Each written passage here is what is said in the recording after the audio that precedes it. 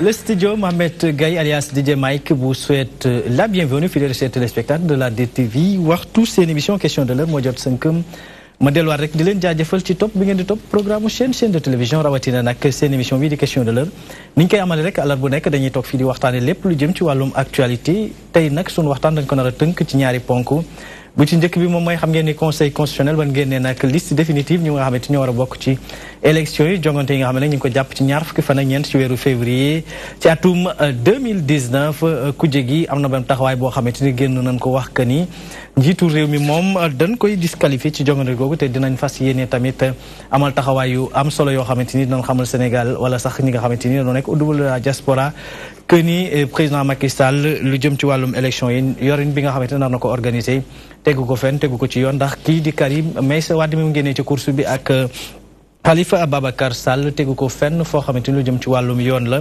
loolu lee nag am na ñoo xamante ni dañoo jàpp ni woote la goo xamante ni dafa jëm ci wàllum indi violence ci dëkk bi la wala sax loo xam ne ëllëg si biir mën na fee indi jafe-jafe ci dëkk bi la waa ñi nga xamante ne ñoo féete ci nguur gi ñoom it yemuñu foofu ndax ñoom it àddu nañ ci wax jooju leen ni force restera la loi maanaam lu ci mënti nekk rek ñële lu ñu baax rek ñoom dinañ ko ngeer loolu nag askanuk Sénégal ñu bari ñoo xamante ni seen xel dalul ci loolu le kujje gi nga xamante ni wala sax ñi nga xamante ni ñooy way politique yi war a mën a dalal askanu ko Sénégal bu nu waxee yenn kàddu yi dina leen tiital askanu ci genn wàll fu ñu ko teg nag dinañ ci dikk léegi yaatal ko beneen ponk bi lu ko jiitu président bu Pastef les patriotes di Ousmane Sonko am na wax yoo xamante ni dellusiwaat na ko waxaat ko tamit mu jëm ci wàllum 94 milliards yoo xamante ni am na kenn koo xamante ni tey ci njëgënaale njiitu réew mi la moom lañ jàpp que ni moom moo ne ko tungaañ te jamono jile ba léegi kenn yéyu ci yàbbi nag li soxal waxtaan wi nag moom mooy société civile ñoom ñoo àddu ci wax wàllu woowule jàpp ni que ni procureur de la république dafa war a autosaisir maanaam dafa war a jóg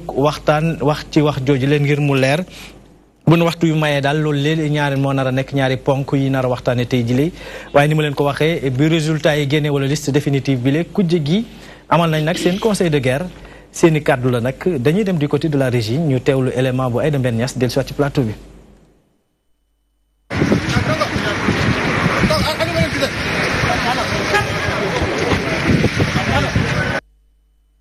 par rapport ak Aïda Mbène Niass lu jëm ci wàllum loolu li nga xamante ni nag jot na ko taatanal fële nga xamante ni ñoo nekk ci kujje gi yëy yàbbi nag ci lu jëm ci wàllum seen tolluwaay ak ban taxawaay lañ nar a am ci wàllu wi nga xamante ni nag moo jëm ci wàllum. naka lañ mën a def rek ba janook njiitu réew mi président Macky Sall gannaaw bañ a jàppee nag ni candidat yooyu ñu lay éliminé jógewul kenn ku dul ci moom du côté de la régie ñu teewlu élément bu Aïda Mbène Niass bi del soit ci plateau bi. C25 dafa rek bañ ba tëdd ci suuf résultat yi nga xamante ni nag conseil constitutionnel daal dina koy fësal ñoom ñi bokkee ci boobule collectif nag dañu rek takk ba dëgër fas yéene jàmmarloo candidat Macky Sall ci terrain bi lee ñëpp xam nañu ne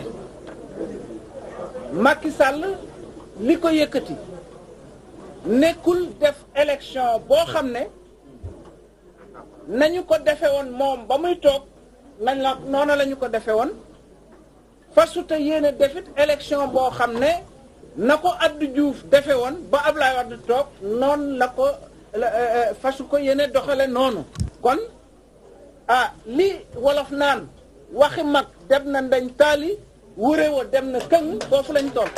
xeex bi deful lu dul door di tàmbali ci bile collectif ngir rek gën ko mën a taral ñoom ñi lee dañu fas yéene amal li ñuy dippee ab journée nationale d'action.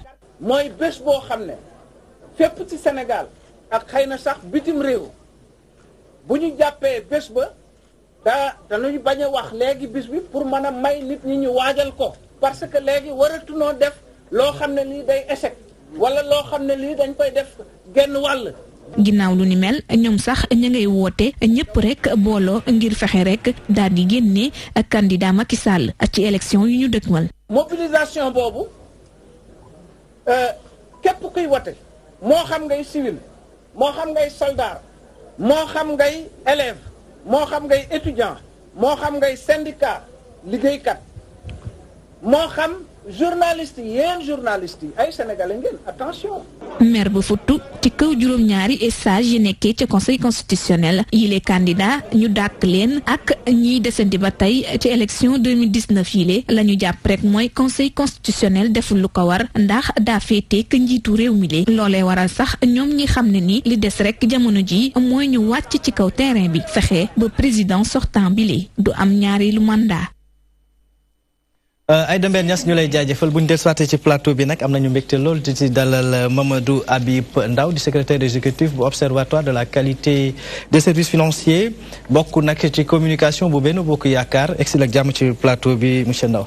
maa ngi lay nuyu Mansour. am nañu mbégte lool dalalaat la ci plateau bi. mbégte laa am man encore di ñëwaat ci sa plateau c'est toujours intéressant surtout que fi réew mi toll. ñuy nekk ci ay veille élection. dina baax ñu jàkkaarloog askan wi wax leen wax ju leer wax ju óor te teg saaga yeeg xarab yeeg tension bi de côté parce que amul benn njëriñ. waaw ku jégi de moom rawatina waa C25 dañ disqualifié président Macky Sall ci élection yi. waaw yéen kon amatu leen candidat ci élection yi. waaw xam nga maa ngi leen di gërëm di nuyu sama co-débatteur yi Assane Ba di nuyu monsieur Mboup bu PASTEF Assane Ba ñëpp xam nañ ko bu PDS.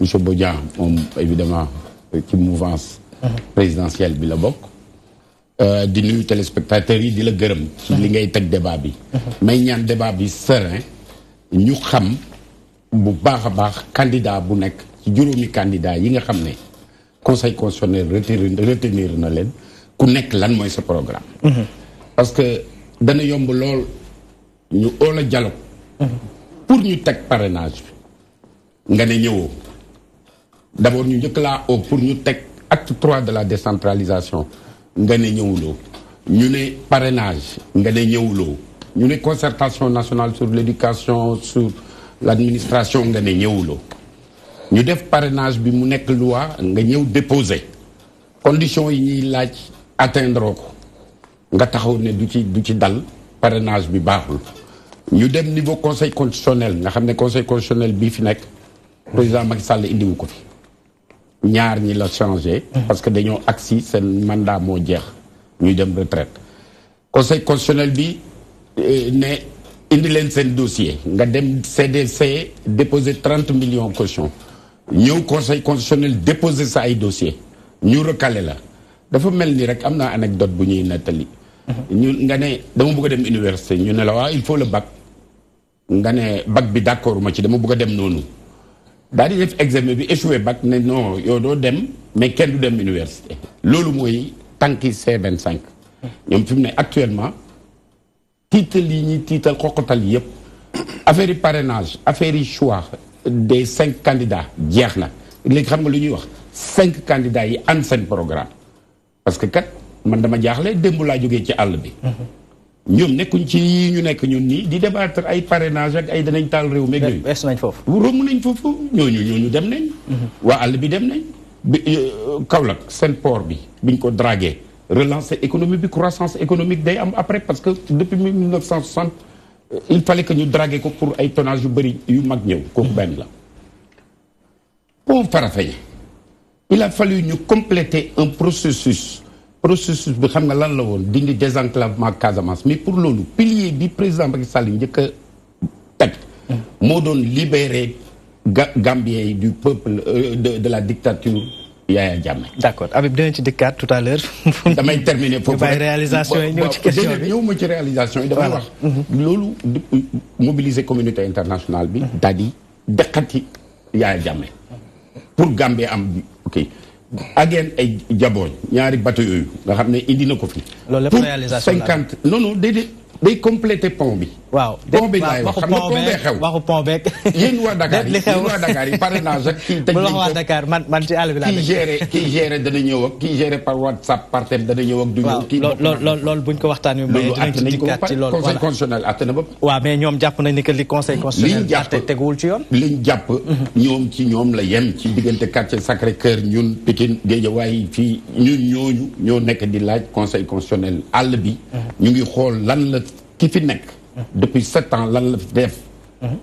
àll ba tamit dinañ soxal ñu bëgg a xam kan moo nar a jiite réew mi ci juróomi at yi nga xamante ni moom lañ dëgmal ndax ñoom bu ñu jàppee ki nga xamante ni mooy seen candidat loolu loi bi wax na ko ba pare ñoom jàpp nañ ki nga xam ne mooy seen candidat du bokk ci élection démocratie loi la conseil constitutionnel wax na 5 yi ba pare lii waa Sénégal yëpp di xaar ci ñun waxuma waa Dakar de waxuma groupe intellectuel yi ñi seen affaire baax ba pare de ñi am ay problème yu bourse familiale ñi am ay problème yu CMU ñi am ay problème yu route ñi am problème yi piste de production ñi am problème yi HLM comme Fatick ñi am problème yi luñ pajo Habib daal tey ci ay réalisation la bëgg a tey waaw loolu daal moo gën a am nañ mbégte loolu di dalal ci plateau bi Assane Ba bokk ci comité directeur bu parti démocratique sénégalais si lay jàmm ci plateau bi Assane maa ngi lay nuyu di la ndokkeel di la gërëm ci invitation bi nga ñu invité di nuyu sa téléspectateurs yëpp wax dëgg yàlla émission bu am solo.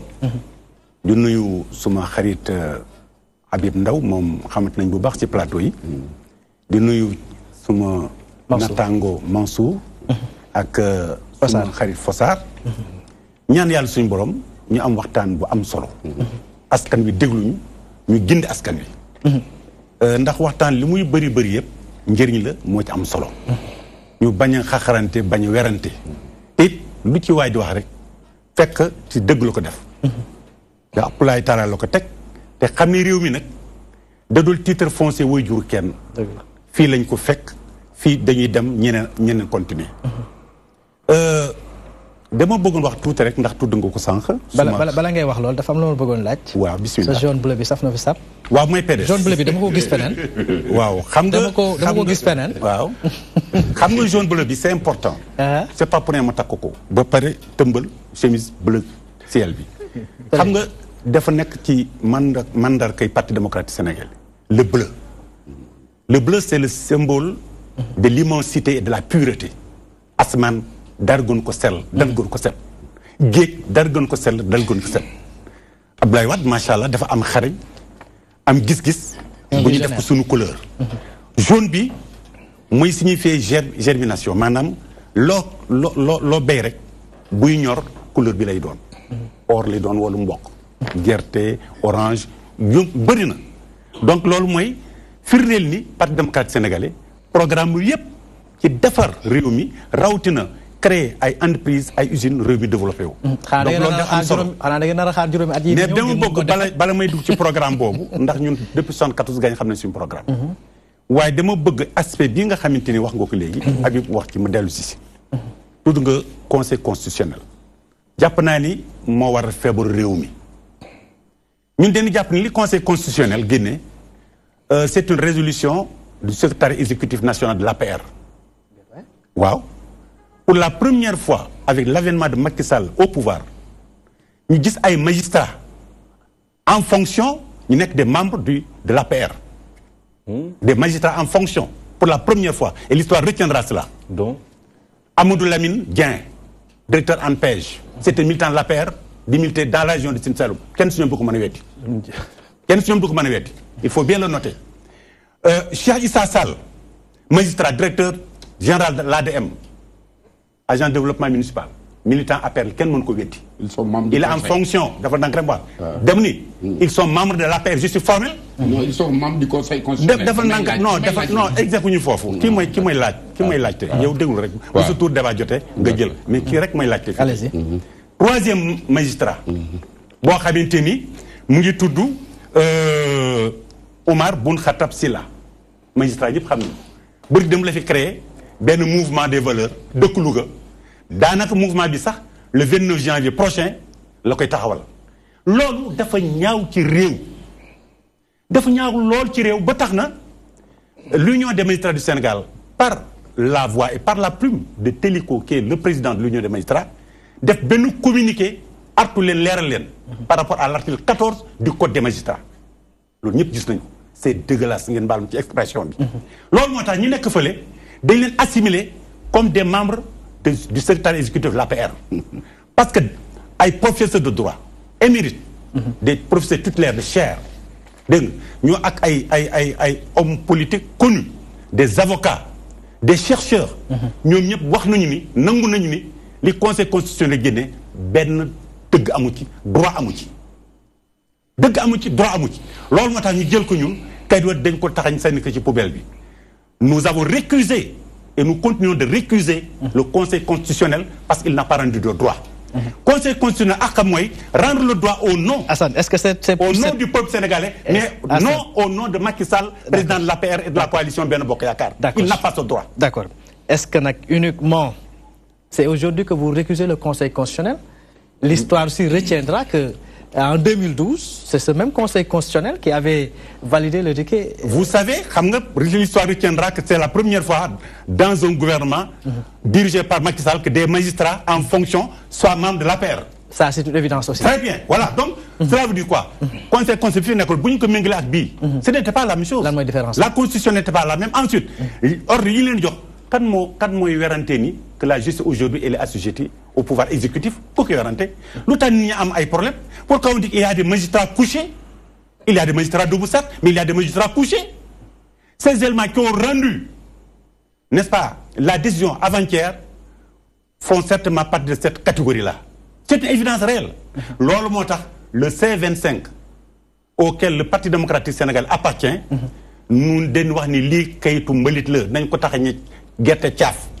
c'est len engagé wuñu lolu motax dañu wax ni li duñ ci démé élection ngay récuser ci ñaar fukki candidat ak juroom ñaar nga jël ñaar fukki ak ñaar yépp nga ni ñi war ñu dem té ñoñu kenn ku né am background war yu réew mi dak Macky Sall njàng téeméeri yoon ëpp ko expérience politique une expérience avérée des premiers ministres des ministres d'État connus yoo xam ne ci gannaawam lañ doon nekk mu ni ñooñ duñu dem fuñ ko teg ci jaay doole Macky Sall ñaar la yaakaar keesam gi nga xamante ne mooy caisse noire am pour di jënd ni maanaam la corruption ak le bâton les forces de défense et de sécurité la gendarmerie et les forces de police tey sax fan yi sax dégg naa ñuy yëngal li ñu tuddee sagour les marrons feu waaye loolu 2010 la woon dañ ko yëngalaat rek waaye ñoo ngi leen di xaar ku ci dof lu ba jéem a ñëw ci opposition bi naan defar kooku yàggul. D'accord loolu dama yaakaar ne daal.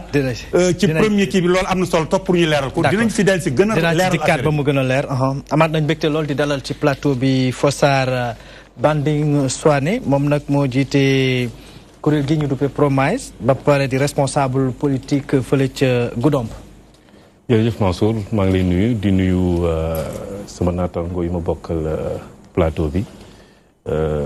Habib Ndaw doyen Assane monsieur Mboup di nuyu téléspectateurs yi tamit di encore une fois remercier la ci invitation bi ci xam naa ci même question bi la daal waaye damay def quelques rectificatifs ci doyen bi lu mu wax xam nga lu mu def moo ko tey def ci ay amalgame mu ne amalgame mooy andi ay jaxasoo pour tur lëndëm nit ñi ndax dafa ne ay magistrats yu nekk conseil constitutionnel dañoo bokk secrétariat exécutif national bu APR. ma ne ko loolu du dëgg. parce que ñaari mu déedéet. li décision bi ñu rendre laa wax. dañ ko assimiler à une résolution du secrétariat exécutif national de l'APR loolu laa wax. d'accord nga ne de la première fois nga gis ay magistrats yoo xam ne dañoo bokk. APR. ma li la rappelé ñi nga cité. ñenn ñi sumay xarit lañ doon Lamine Dieng ba nga signé. gënoo ma ko xam waaw Lamine Dieng ba nga kii. gënoo ma ko xam gënuma la ko xam parce que DG ONAS la woon et sous seen régime la woon yéen. ah bon ah ben oui Lamine Dieng directeur général ONAS la woon. te yéen a nekk ba muy yéen a ko faloon Abdoulaye Wade moo ko signé décret mu nekk directeur général ONAS. kon sëñ bi lu ñu ànd ak dal rek xam ne la ñu bàyyi ñoom magistrat ñu gérer mbir mi seen biir. ku nekk xam na code déontologie bala war ci en tant que professionnel ku ci wàcc yoon ñoom am nañ seen i kuréel yoo xam ne ñoo leen di àtte nañ leen bàyyi ñoom ñu àttal seen bopp seen biir loolu laa ci amoon précision bu may wax première précision bi leneen li mooy Karim Wade bu mu wax kaam te mun naa wax ne ñoom bëri nañu sax mais doyen ak sama doyen Habib dafa am lu mu wax sànq ne processus bi du tey. dafa yàgg ñu woo leen ci ay négociations ay waxtaan yu bëri ñëw ñu boycotté ñu dem ba ci cëppaandawal ba parrainage jotee ñu taxawaat encore une fois te damay rappeler 2016 ba ñu génnee ci référendum bi amoon na dialogue bu ñu ñëwoon bokkoon na ci 8e point recommandation yi boo xam ne PDS ngi fi woon réew mi représenté par Déthié Fall et cetera 8e recommandation bi parrainage la woon waaye diggante bi lu xew dañoo dem élection législative ñu duma leen ñu ne nag ñii bu ñu demee encore ay négociations dañuy gën a di duma ñu ne xaaral lépp lu ñu wooti rek ñu bañ a dem parce que day légitimer seen victoire ci analyse boobu nañ demee ñoom waaye parrainage bi ñoom 8e point encore une fois ñoom ñëpp signé nañu feuille de présidence yi signé nañu document boobu 8e recommandation bi c'était en 2016 ci concertation yi parrainage la woon donc umpul kenn ci opposition bi donc bu ñu demee ba 2017 ñu perte élection ñoom ñu perte élection locale yi élection législative yi ñu ñëw taxawaat encore ba ñu leen woowaatee pour dialogue ñu bañ ñëw ba ci cëppaandaw ñu ne ñoom parrainage duñu bokk ci processus bi waaye ba ñu loowaat bi taxawee ba mbiri processus bi commencé ñu ñëw bokkaat ci ñu dem ba ci biir ñenn ñi bëri ci ñoom ñàkk kii bi ñu ne waa mbir bi baaxul mbir mi bu baaxul doo ci dugg nit ki da ngay logique ñoom ñoo fi xeex lu mu tudd sax référendum bi wax lu ne Sénégalais yi jox dëgg président Macky Sall à presque 65%. ñu adopté ko ñu ànd ci dem bi ñu contesté yépp finalement fa nañ mujj ñoom ñu ñëw bokk ci mbir mi parrainage bi tey sant yàlla parce que tu amul benn surprise tamit. parce que dañuy bëgg di tuur lëndëm nit ñi damay rappeler résultat élection législative yu passé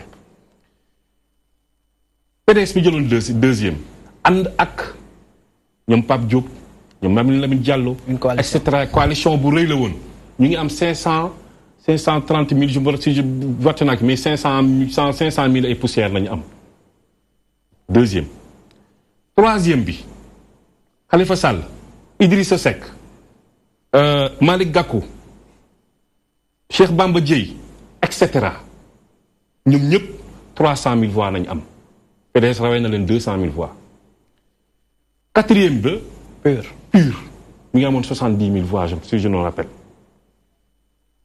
kon que ca desoon peut-être ku qualifié mooy yu Sonko ñoom ñi ngi woon ci 34 000 voix kon tey parrainage bi ñaata la laajte minimum 53 000 la woon mais boo xoolee ñi ñëpp nekkoon candidat ñoom ñëpp ñi ngi woon ci législative bi ñu bokkoon coalition ñu demaloon seen bopp mais boo xoolee lii logique rek la parce que ëppul woon 5 ou 6 yu ci am yoo xam ne sans plus fort reste laa wax de ñu amoon d'office un député te pour amoon benn député 50 000 voix lañ la laajoon le conscient bi 50 000 voix 53 000 voix donc logique la Sénégalais yi ñoo def seen filtre bopp mu leer parce que résultat législatif daf ko wane woon déjà ñooñu rek ñoo qualifié diggante bi lan moo changé à part Ousmane Sonko bu ci def benn percée ñëw taxaw jeex na ña ci des ñëpp ñii Pape Diop dafa bokkoon ci Abdoulaye moo ko la mbubboo woon dem législative bokkut ak kan du Lamine Diallo tekki dafa musa bi ànd bokkul tamit ñeneen ñëpp c'est la même chose Malick Gakou Guédiawaye ba mu nekk musa fa gagné élection ñu waxante dëgg ba muy nekk président conseil régional de Dakar xam nañ lu mu demee coalition la woon tamit mais président élection locale 2014 il s'est pas présenté 2017 il s'est pas présenté à cause de qui parce que boobu dafa fekk dafa ndànk élection locale réalité locale ku mu neex nga présenté wu boo demee localité ñun APR sax dañu doon da ngay fekk benn localité nga am fa 3 listes waa APR plus yeneen ñu waa Benno Bokk Yaakaar ak ñeneen jàpp nañ ni que jamono jooju bu gën encore bu dul woon dafa privilégié seen coalition boobu di Benno Bokk Yaakaar tey jii Aliou Sall nekk maire bu Guédiawaye Malick Gakou était tête de liste départementale de Guédiawaye dañ ko duma Guédiawaye il était tête de liste départementale bu Guédiawaye dañ ko duma Idrissa Seck tête de liste départementale bu Thiès dañ ko duma kon boog fii lu bees Sénégalais yi ñooy décider. yéen daal 2012 ba léegi élection yi ngeen ñu ngi gagné bu leen fu may daanelee mais kaaw Karim Wade bu muy wax peut-être bu muy woote conseil constitutionnel et cetera mbir mi dafa yomb conseil constitutionnel avis bu mu jëkk décision am dafa leer élément bi mooy lan Karim Wade code électoral dafa ne dafa am ay pièces yu ñuy laajte pour nga nekk candidat dont carte d'identité bu CEDEAO boo xam ne sa numéro li mu tudd sax carte d'électeur mi ngi ci ba ñu xoolee carte kii bu mu fournir photocopie bu mu fournir Karim Wade dañ ci bind ci ginnaaw n'est pas inscrit sur les listes alors que la loi bi mu wax. comme tant d'autres Sénégalais aussi. waaw comme tant d'autres waaw loolu sax dinaa si ñëw parce que dafa am amalgame bu ci nit ñi di ci cabaxal di xam ne di jaxase xelu nit ñi waaye loi bi dafa ne pour nekk candidat il faut être électeur maanaam il faut que nga mën a voter kon loi bi wax nu mu wax dafa leer bu njëkk nekkul woon ci code bi waaye code bi bees bi daf cay nekk dañu ne ku bëgg a nekk candidat il faut que nga nekk électeur. Karim Wade ci carte mënul nekk n'est pas inscrit sur les listes électorales. lu tax inscrit sur les listes électorales parce que yoon daf ko daan plus de 5 ans maanaam 6 ans la ko dal te loi bi tam dafa ne ku ñu daan plus de 5 ans ci mbirum luubal xaalis ak mbirum yooyu yëpp. sa droit civil da ngay perte kon mbir mi loolu la. fii amul dara li ñuy tiitalaate nag. fii amul mi ngi d'accord dinañ ci dikkaat sax peut-être loolu noonu mooy solo su waxtaan si sax am nañ mbégte loolu di dalal ci plateau bi Hadj Mansour Mboup di membre ci coalition Sonko président egsi la jàmm ci plateau bi Hadj Mansour. jërëjëf sëñ Mansour ñu ngi lay remercier également di remercier ñi ñu bokkal plateau bi yëpp di rafetlu aussi émission bi au nom de la coalition Sonko président. yéen moom amu leen jafe-jafe peut-être bi parti démocratique sénégalais am ñeneen am ko yéen am ngeen seen candidat. waaw ñun am nañ sunu candidat muy Ousmane Sonko. Parrainage bi donc on l'a préparé de manière sérieuse et on a pris toutes les dispositions nécessaires pour que notre candidature soit validée. Est-ce que ça voudrait dire que ni ñeneen ñi dañ ko préparé sérieusement? Non, cela ne signifie pas que les autres ne l'ont pas préparé sérieusement parce que ku ne da ngay dem pour jiiti réew quand même il y a un minimum d'arsenal boo war a yóbbaale. li nga xam ni moom la ñuy ñaawlu ci parrainage bi mooy dafa lu baax la certes mais dafa bëri ay couac yu ci am sëñ bi sànq xaw na ko junju de l'histoire de l'humanité bi àdduna bi dee àdduna ba léegi waxuma la sax histoire politique au Sénégal musuloo gis nit ñu defal ko une pièce d'identité quel que soit le motif ñu mentionné ci non n'est pas inscrit sur le fichier électoral parce que la pièce en elle-même a une durée de validité de 10 ans, valide pendant 10 ans. Sa carte bi ngay voté le 24 février 2019, moom ngay voté en 2024. Donc ñi nga xam ne ils ont la mention non inscrite sur le fichier électoral en 2024, comment est-ce qu'ils vont faire? D'ici 10 ans, ils seront exclus. Comment est-ce qu'ils vont faire? Ils seront exclus. Au-delà de 2024, en 2029, les cartes seront encore valables parce que les cartes sont valables pour 10 ans. Qu'est-ce qu'ils vont faire en 2029? C'est ça le problème. Nous, au niveau de la coalition Sonko président, beaucoup de nous qu'il y ait des relations polémiques dans l'échiquier politique. Parce que nous sommes venus pour apporter ce qu'on appelle une alternative à tout ce qui s'est passé jusqu'ici. Et ça, c'est le reposoir même de notre projet. Sur nos projets, on a connu 2 alternances qui ont été sabordées par les politiques. Nous avons dit pour indi un changement notoire sur l'échiquier politique sénégalais. Parce que nous tout ce que ça nous a coûté comme effort, et puis aussi en vie humaine même, nous avons dit le soir, pour des problèmes de parrainage, nous recueillons les candidatures et de manière délibérée. Yow Khamgani, le premier ministre Boun Abdallah Dionne, il avait fait une annonce bien avant même le délibéré du Conseil constitutionnel en disant que il n'y aura pas plus de 5 candidats à la présidentielle. Donc ça veut dire qu'il y a un effet de dictat par rapport à la délibération même du Conseil constitutionnel. Donc l'État avait prévu cela. Lolo, État bi dafa melni lolu dañ ko soralé won. Réduire le nombre de candidats pour éventuellement favoriser leurs candidats. May wax rek Macky Sall, le président Macky Sall dafa wara xamni nguur gi joxuko bopam té doolé joxuko ko. De la même manière, coobareem du ko fi bàyyi te dooleel du ko fi bàyyi. Ablaye Wade moo ko ëppoon kattan moo ko formé d'ailleurs mais lorsque les Sénégalais se sont levés il est parti te bëgguñu delluwaat ci scénario boobu. Su dee il est sûr qu'il va gagner les élections comme il le dit tantôt à 60%, tantôt à 57%, mais non organiser élection yu leer nañ ñu dem ci ku gagné ñu xam ne yaa gagné mais ça c'est ça. lan moo lëndëmagul ci élection yi fi mu toll nii Mansour. lan moo ci lëndëmagul fi mu toll nii. lan moo ci lëndëmagul. ah non mais li gën a lëndëm mooy déjà le processus de parrainage. qui a été biaisé dès le départ. donc loo gis ci àdduna rek dañ koy teg ci yoon. ñun xulawuñu xeexuñu parce que lépp après rek ci bopp askan wi lay mujjee. parrainage bi dafa am 2 poids 2 mesures. yaa ngi dégg le président Macky Sall a été le premier à déposer son dossier au Conseil constitutionnel. donc yeneen candidature yu ñu validé ils l'ont fait en référence au dossier de Macky Sall alors que ça devrait être fait en référence avec le fichier électoral. candidat bu nekk balaa ñu ci doon dem dañ la waroon jox le fichier électoral nga xool say parrain vérifier ko soog ko déposer parce que kooku c'est en fait. mais loolu c'est pas en conformité par rapport à la li nga xamante ni mooy code électoral bi. fichier électoral mun ñu ko doon jox nit ñi. dama lay indil leeral bu ndaw c'est parce que vous n'avez pas bien lu le code électoral effectivement. Allez-y. L'article 48 du code électoral je vous renvoie tous à l'article 48 du code électoral qui dit clairement. Le fichier général comprend le fichier des Sénégalais de l'extérieur et le fichier des Sénégalais établis sur le territoire national. Tous les partis politiques légalement constitués y ont accès, y compris la Sénat. ci wolof. mooy. fichier électoral bi nga xam ni ñi war a voter yëpp ci lañ leen di bind.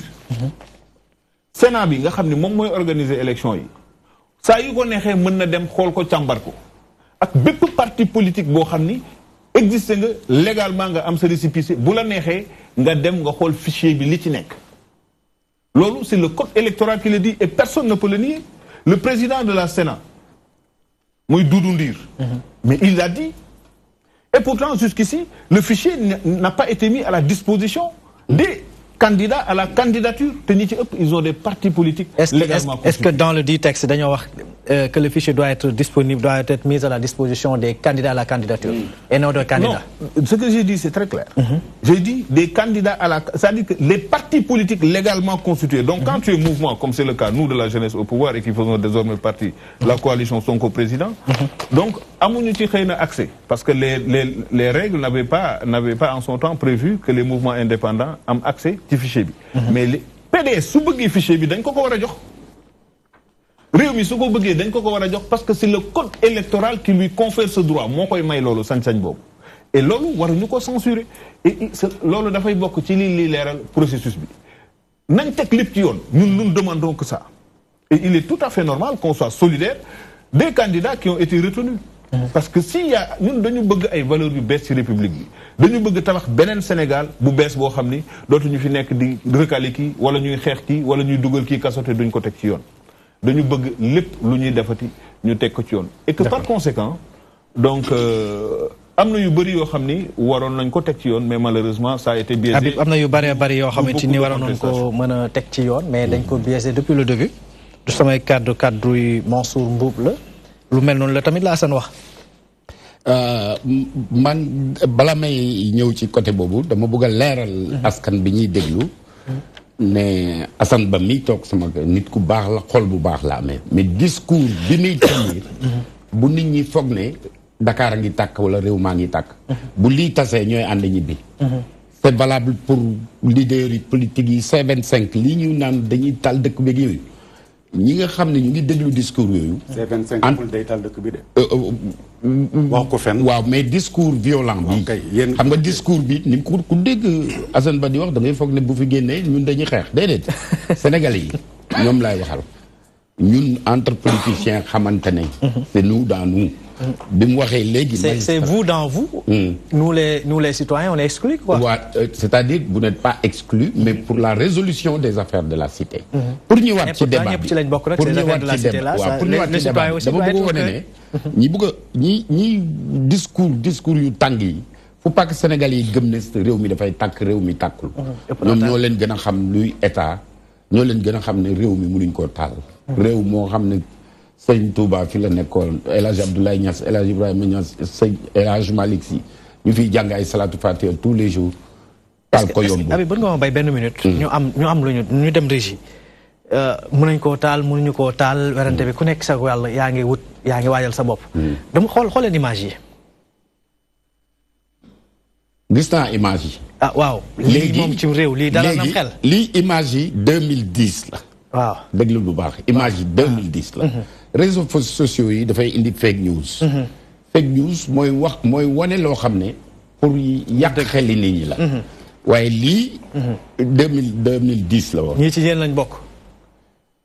ñii ay sénégalais lañ. yoo xam ne ñoom it mais ordre bi bu fekkee ne. am na carence policière wala gendarmerie. ci ay localité il est tout à fait normal parce que kilifa yu bëri sax bu ñuy circuler dañuy am garde du corps. bon léegi la sécurité publique moom Habib. la sécurité publique incombe à l'État. voilà loolu non ça c'est clair dans ma tête. maintenant gis nga wax yi ñuy wax nii yëpp.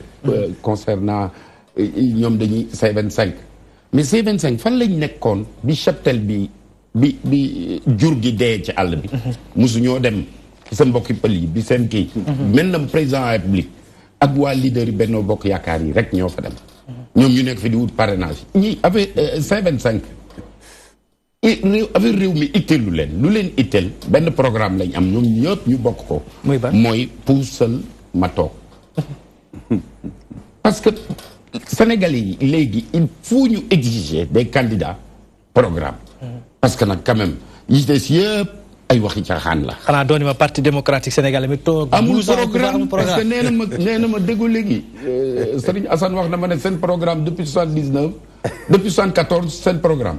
mais yëgul ne ñu ngi wax ci intelligence artificielle ñun non seulement suñ candidat dafa am programme dafa am bilan. ba pare am programme ñun programme sax xamuñu ko.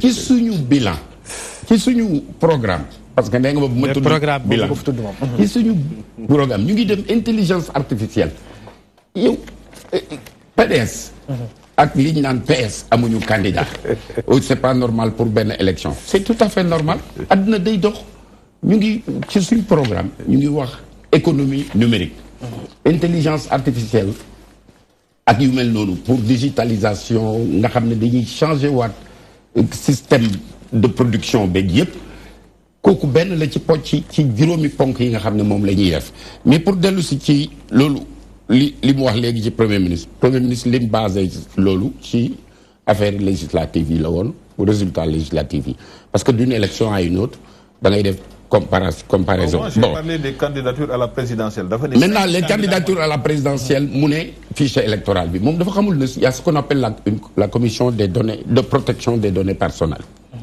waaw loi bi li mu wax candidat reconnu légalement reconnu par le Conseil constitutionnel ils auront le fichier 15 jours avant. Cependant le fichier est en ligne li ma bëgg a wax ñi may déglu nañ dugg ci nañ jël seen carte d'identité tapé ko danañ gis seen tur ak yëpp mais donné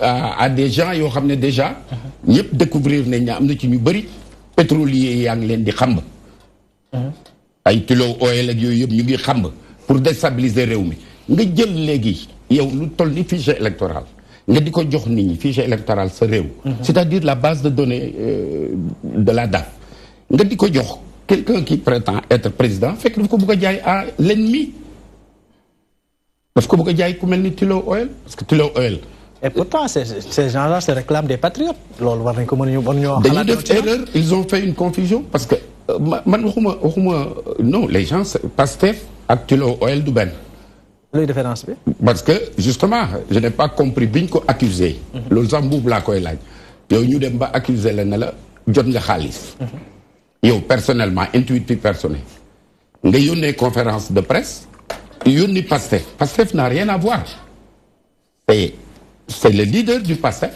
qui a reçu te loolu itam Tullow Oil li tax Tullow Oil monté ko man contre ma ko Tullow Oil depuis 79 ñu ngi gës nañ fu ne def nañ lu ne maa doon gérer seen compte xam naa très bien le dossier ñu jógee fa Tullow Oil am yaakaar ba bi permis bi ba amee état du Sénégal or ko jox permis bi Franck Timis Ablaye Wade ou Karim seetluwuñ sax liñ def ñu jël ko jox ko Franck Timis bàyyi ko moom mu bëgg a déstabiliser réew mi ñu mel noonu nag ñoom ñoo soxla fichier électoral léegi ñooñu ñu mel déjà pour loolu rek ñu ne ko communiquer pour la transparence sur les ressources naturelles waa ji encaisse 195 000 dollars ba léegi ñu naan weddi nañ ko weddi wuñ ko déedéet loolu c'est un fait kooku booy benn commission léegi il a parlé du plan B sur le peuple wax ne président Macky Sall dafa bëgg a éliminer candidats yi loi bi moo leen éliminer loi bi moo leen éliminer conseil constitutionnel moo leen éliminer donc moi je vois pas en quoi il y a eu retard. am na lu ñu amul benn lien direct ak le chef de l'État. parce que les magistrats yi fi nekk ñoo fi nekkoon la justice bi fi nekk ñoo fi nekkoon. président Macky Sall a montré le chemin en 2011 quand ils ont dit bi ñu waxee ne conseil constitutionnel reconnaître na Ablaye Wade mu am 3e mandat dafa ne yukk fii yëpp taggu ñëpp dem ba ci khalife général des Mourides ne ko man kat nit le républicain la te conseil constitutionnel dogal na lii. maa ngi campagne. wax na ko tam ñi àndaloon. ñooñu ne ko da ngay toog fii xeex ak ñun mu ne du ma def loolu. du ma xeex ak état damay dem comme droit bi jox na ma possibilité ma dem defi campagne dinaa dem defi campagne. moo gën C25 toog Dakar. d'accord di bàyyi réew mi noonu. C25 moom Assane. waaw jërëjëf Mansour. dama bëggoon relever benn contre-vérité bu garaaw a garaaw. ko wax boo xamante ni Fossard moo ko wax. sur la non-inscription de Karim Meïssa Wade, candidat du PDS, candidat de la coalition Karim président 2019. xam nga l'article 28 de la constitution est formel. te constitution bi moo féete kaw loi yi. mooy li ñu tuddee en droit la hiérarchie des normes. def lim li war pour nit ki mën a nekk candidat. Nous ne reviendrons pas là-dessus. Si, c'est important. Attends. Être âgé de 35 ans au minimum et de 75 ans au moins le jour des élections. Être de nationalité strictement sénégalaise. yaa ngi may dégg. Savoir lire et écrire en langue nationale. yaa ngi may dégg. jeex na. déedéet nationalité ne pas être déchu de ses droits civiques et politiques. nationalité bi. wax na nationalité très bien maa ngi ñëw rek ne pas être déchu de ses droits civiques et politiques. Quel est aujourd'hui au Sénégal. juridiction bi nga xamante ni déchoir na les droits civils et politiques de Karim Meïssa. la loi may ma rek non doucement. doucement. excusez-moi vas-y allez-y. damay relever sa incohérence ak sa fausseté bi indi. di nëxal xelu nit ñi. Sidiki Kaba c'est un éminent juriste. mais c'est pas un juge. waaye defal naa ko rek. déglu leen ma rek. xam nga sorko mën naa ko mais dàqu leen ma ko. dama bëgg ñu déglu ci njël bi laa ni nañ def waxtaan bu dal. pour nit ñi déglu ñu xam li ñu wax. am na solo. Sidiki Kaba c'est un éminent juriste. nekkoon fii di xeexal askan wi sax sur le plan international. FIDH Fédération internationale des droits de l'homme ngeen jël ko def ko ministre de la justice. moo piloté dégg nga comme les juges ak l'arsenal bi nga xamante ni ñoo doon atte Karim Wade. bii mu pare sa ëllëg sa. def na conférence de presse données yaa ngi fi télévision yëpp génne nañ ko mu ni Karim Wade est électeur et éligible il n'est pas déchu de ses droits civiques et politiques kooku mën leen ko dindi lu am la mieux que ça Karim Wade dafa mos a nekk un électeur il a toujours participé aux élections nationales locales législatives qui ont existé au Sénégal à date issue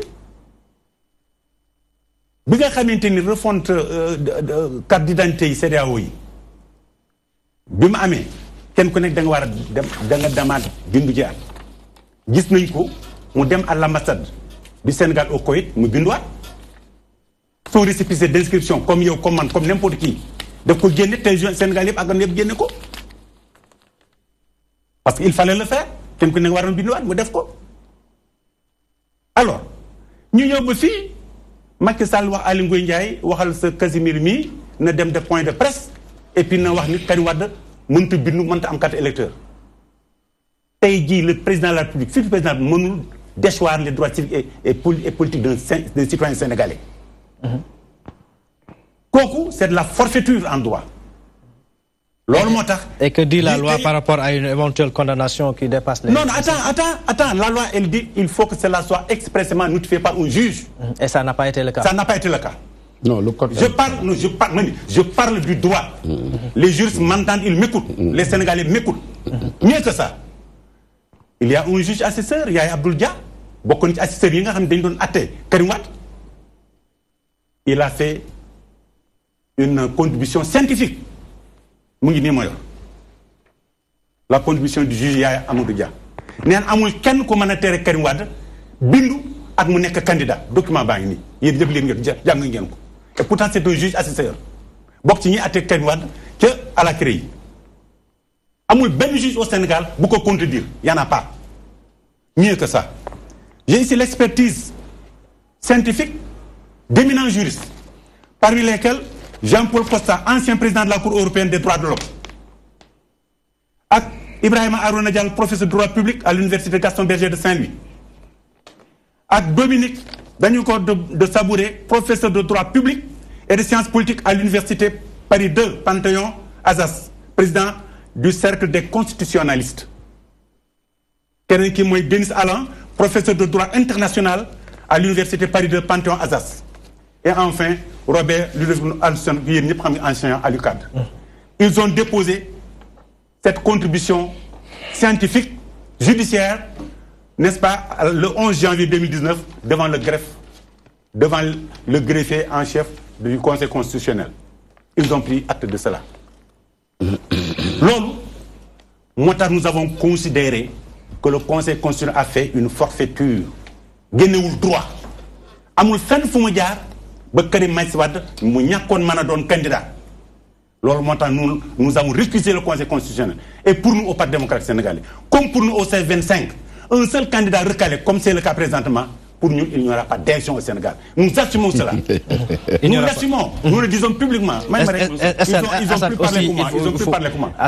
D'accord. Il est important de gérer aussi le temps de parole.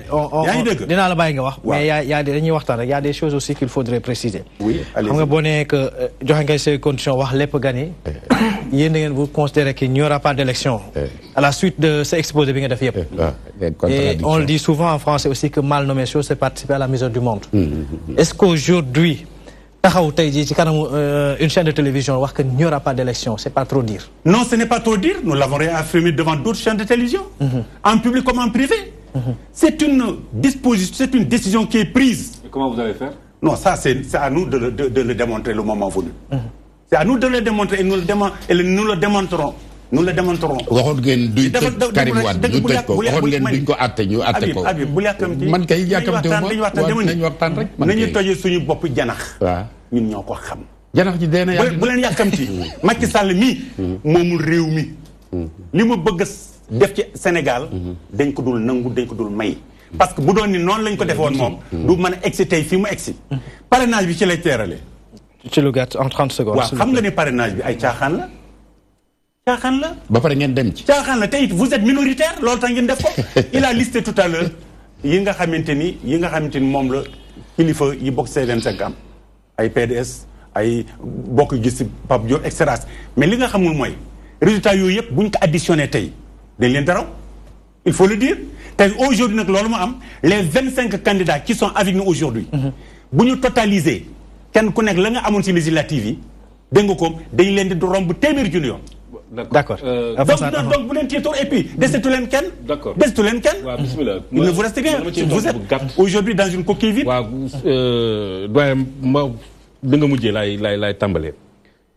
énumération boo nga def ba nga defee sa calcul ñaata lañ am ñun donc nga ne 49,4% la 49,4%. deuxième tour bu taxaw. waaw defal ndànk rek. waaw dima dëkk. diggante bi comme nee na ñeneen ñëpp. C25 lañ bokk. waaye da nga fàtte benn mbir mooy am na ñaari liste yoo xam ne dañoo am député ñett astafirlah. dañu am liste dañu am député tey ñëw nañ si ñun. est-ce que maa ngi am benn parenthèse rek. en toute politique rek ñaan benn petite parenthèse dañuy waxtaan. werantuñ dañuy waxtaan. est-ce que xam nga ni élection législative yi warul nekk véritablement loo xamante ni loolu leen di tiitoro la. élection yoo xamante ni 1,6 million électeurs 1,6 million amuñu carte d'électeurs. c'est pas quand même un indice valable franchement. war ngeen rus sax di tiitoro les élections législatives franchement. sëñ bi dama joxe exemple. ba fekk si la sa exemple nga bëgg a tëb demi feneen. demul feneen waaw may ma léegi da nga may ma wax léegi. da nga may ma wax. da ngaa joxe sa exemple. dama la ne yaa ko wax nga ne 49,4% nañu am législative yi ma ne la ñun suñuy biir Benno Bokk Yaakaar am na ñoo xam ne dañoo créé woon seen liste bopp. benn ñaar ñetti liste yoo xam ne dañoo am député ñooñu ñëw fekk si nañ te ñooñu amuñu ay plus fort reste de dañoo am député carrément ñooñu fekk si nañ ñu bokk na si ñeneen ñoo xam ne jóge nañ PDS fekk si ñu jóge réew mi fekk si ñu ak ñeneen ñëw fekk si ñu kon ñun rien que bu ñu jëloon rek ñu nekkoon biir Benno Bokk Yaakaar amoon frustration parce que defuñu leen investir ñu leen woon mënoon na nekk man mii sax parce que sama localité frustration boo fa nekkoon mënoon na nekk man donc yooyu yëpp ñoo la fa di gagné Goudomp ñoo la fa door yow continuer dama loolu sa candidat déglu ma continuer Assane man ma xam leen bu baax waaye toogal continuer Kalbert Mané moo nekkoon sa candidat foofu dégg ma demal nag Kalbert Mané moo nekkoon sa aujourd'hui fu may wax ak yow Kalbert Mané n'est pas député à l'Assemblée nationale. Abdoulaye Bosco Sadio, suppléant de Malamine Gomis, dem si yàlla na ko yàlla yërëm nekkoon tête de liste départementale du Benno Bokk Yaakaar moo fa gagné. te danaa la rappeler benn affaire Kalbert Mané ba élection yi ëllëg si ba sur lendemain bi daf ma woo téléphone ne ma Fagar bu dul woon yow ngeen perte département bi parce que sama arrondissement.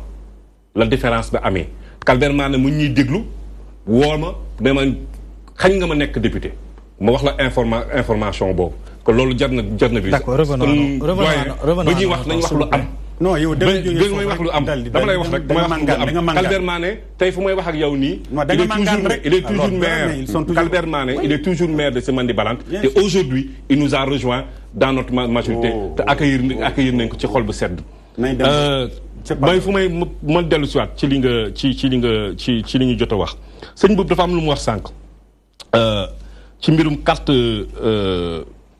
électeurs yi surtout fichier bi nee na jotuñu si. xam nga dañu nekk jóge ci benn période boo xam ne période de révision la nit ñi inscrire waat ba nit ñi di inscrire waat mënoo ñëw jëkkati fichier boo xam ne stabilisé guñ ko lu tax ma wax loolu carte électorale bi dafa changé. changement bi ay coppite yu ndaw la parce que loi bi dafa wax ne bu demee ba ay 600 bureau bu demee ba egg ay 600 électeurs da nga war a créer beneen bureau de vote. Karantaba commune de Karantaba tey 4 bureaux de vote ñoo fa am ñett la woon parce que diggante bi am na bureau de vote bu nit ñi dañoo inscrire de telle sorte que ils étaient obligés de yokk beneen bureau de vote. Ce qui fait qu'aujourd'hui, dans la commune de Karantaba, dans le village de Karantaba, village de Karantaba, vous avez 4 bureaux de vote. 4 bureaux de vote, vous avez 494 électeurs, ben bi 493 électeurs. Pour vous dire que lolu tay buñ ko yëkëti won joxe fichier bi suba ñom ñëpp ñoo taxaw né méngowul ak lu am moy tax ñenn ñi gis naa ko ci Facebook beeg réseaux sociaux yi. ñu wane benn nit ki ku nekk yëmbal. wane benn carte boo xam ne carte bu ñu ko njëkkoon a jox la. ñaareel bi mu joxe wane boo xam ne biñ ci bind duplicata. duplicata bi la ne ci kanam ci ñaari carte yëpp benn la. la ne ci ginnaaw yëpp benn la sauf le bureau de vote. mu taxaw ne waaw gis ngeen sàcc la gouvernement bi ndam loolu mooy ñàkk xam. Législation sur le plan sur mbirum élection carte électorale day changer. Gis nga nek le ministre de l'Intérieur convoqué na les candidats pour mën leen a jox fichier bi parce que fichier bi il fallait que ñu stabiliser ko pour xool parce que disposition bi di ñëw rek nga créer parce que il faut que nga xool dëkk yooyu est-ce que am na ay lieux de vote parce que bu fekkee ne Diareng village de Diareng ñaari salle de classe la am électeurs yi bëri fa di nga war cee dolli beneen truc donc sur le plan pratique sur le plan logistique il faut que nga assurer wu loolu il faut que nga am enquête yooyu ba pare pour doog a mën a stabiliser le fichier électoral la carte électorale donc le fichier électoral kon nit ñi bu ñuy wax naan ñaari fichier naan joxuñu ñu fichier bi parce que loolu lañ ko parce que bu ñu leen ko joxoon tey ñu commencé yuuxu ne dafa am différence carte bi mu leen jox yëmbal boobu leen wax tey yëmbal ñëpp xam ne y a une forte augmentation du nombre d'inscrits qui fait que forcément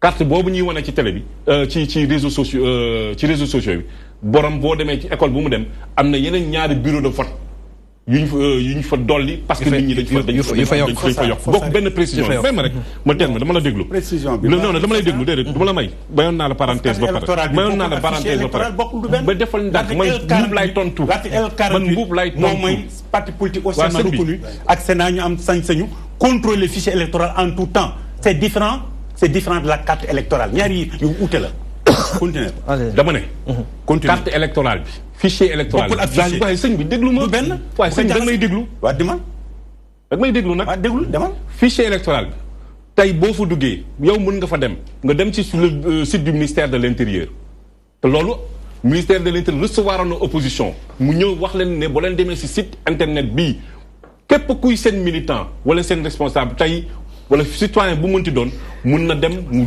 dugal turam dugal santam dugal numéro carte d'identité mu génnee ko tout lépp lu nekk ci nit ba fan lay voté. ça c'est pas le fichier déglu rek. c'est pas le fichier ça. waaw xoolal sëñ bi xoolal da may may ma dégg. on y revient en 30 secondes s'il vous plaît. parce que dafa ne carte bi bokkul ak fichier oui mais mënuma comprendre loolu. ma wax la ko ba da nga may déglu ba pare. ah non comme fichier bi wax la ko. fichier bi tey pour ñu xam ne monsieur Mboup mu ngi ci fichier bi da nga dem du tur beeg sant bi rek du numéro carte d'identité bi rek du numéro carte électeur bi rek daf cee bokk fan lay voté ban centre de vote ban bureau de vote tey fichier bi loolu yëpp la ŋànk parce que tey sa carte d'électeur looloo ci ne dañ ci fekk sa tur sa sant sa numéro carte d'identité sa numéro carte d'électeur sa centre de vote ak sa bureau de vote bu changé muy loolu mooy lan carte électorale mooy loolu mooy carte électorale bi fu may tànnalee te dañ ko wax nga wane exemple bi sànq. ci marron kii bi waaw. damay rappeler deux choses. wax na ko suma doyen wax na ko sànq. Habib nee na c'était en 2010. man damay wax loo xam ne dama ko dund. exactement. 2012 ba ñuy campagne. keroog ba cantaku ni attaqué Macky Sall. Fosse Thiaroye man Fossar Souané yor suma 4x4 Mazda CX-7 man la cantaku ni attaqué toj suma oto. j'ai grâce à sooy tey su ma tollee fii ba am lu may wax mécaniciens yu nekk poste Thiaroye ñoo ma sauvé. c'est même cantaku ñoo attaqué Macky Sall te marron yii nii ngay wax ni ñoo ko protégé. ñoo leen dàq ba daw ba kii ba sax ba rawale ma man ma jox leen information boobu. ndax ñoom dañoo dellu si. non dellu si wuñu. ñu ngi fi ba tey dellu si xam nga léegi. réseaux sociaux yi ñooy delloo ci ay mbir yoo xam ne amut. léegi nag chaque leader. Abdoulaye Wade am na ay système kii de sécurité am. calo bleu. tamit war nañu ko mën a xoolaat ci réew parce que sécurité publique moom encore une fois am na ñoo xamante ni ko dégg moo yor d'accord façon dañ ci dikkaat tuuti Mayel Hadj Mansour un peu par rapport ak interpellation yaakaar naa ni bu dee déglu na la religieusement aussi yaakaar naa ni peut-être am na ci yoo xamante ni jot na ko ci déceler par rapport à ton discours ay points yoo xamante ni mën na ci ànd ak yow waaye damay fàttali mbokku téléspectateurs que ci waxtaan bi lañ bokk ndax le 88 la ñuy def rek 628 11 22 joxe seen xalaat ci waxtaan wi allez-y. waaw donc xam nga man dama yaakaar ni ñii ñi nga xam ne ñoom la ñuy waxtaanal ñoom dëkkuñu Sénégal wala boog xamuñu li xew li ma leen wax c'est très clair le code électoral amul ñetti code benn code électoral moo am Sénégal article 48 amul ñaar benn article 48 moom dafa ne fiche képp kuy parti légalement constitué am nga ci accès moom ce qu'il a dit moom ce qu'il a dit mooy fichier bi duñu ko jox ça veut dire que leur volonté à eux prime sur le droit au Sénégal et sur la loi ñoom ñoo ne duñ ko joxe parce que duñ ko joxe non la loi les contraint à abandonner le fichier à tout parti légalement constitué bu ko bëgg a constitué loolu laa bëgg mu leer sama oncle bi dafa wax. dafa wax processus de stabilisation aussi du fichier. déstabilisation mu jëm xam nga lan moo tax. mais fichier bi ñun sénégalais ñoo ci nekk wala nekk ñu ci. bien sûr. sunu ay numéro de pièce ak sunu ay données personnelles moo ci nekk. yow nga jël fichier bi yóbbu ko ba Malaisie pour ñu def ko actuellement les Malaisiens ont le fichier du Sénégal. donc doy na et ils me disent que les Sénégalais waruñu ci am accès. d'accord Hadj Mansour baal ma rek insécurité bi fu mu nekk non écoutez-moi s'il vous plaît je vous ai laissé parler vous me laissez parler. s'il vous plaît xam nga. baal ma rek ma jël mbokku télé ci ligne bi Hadj Mansour joxaat la kàddu gi allo salaamaaleykum. waaleykum salaam. sëñ bi noo tudd ak foo ñu woowee. waaw maa ngi wootee ci HLM Angle Mousse maa ngi tudd Ousmane Gaye. waaw Ousmane dégg nga li ñuy waxtaane. waaw dégg naa ko bu baax. waaw ñëwoon ci lu gàtt rek nga joxe ci sa xalaat. waaw xam nga fi mu toll nii man en tant que républicain. dama bëgg ñooñu toog foofu noonu di défendre Macky Sall. ñu am fulla ak fayda quoi. looy tuddee fulla ak fayda. parce que opposition bi. dama élection yi lañ bëgg opposition bi.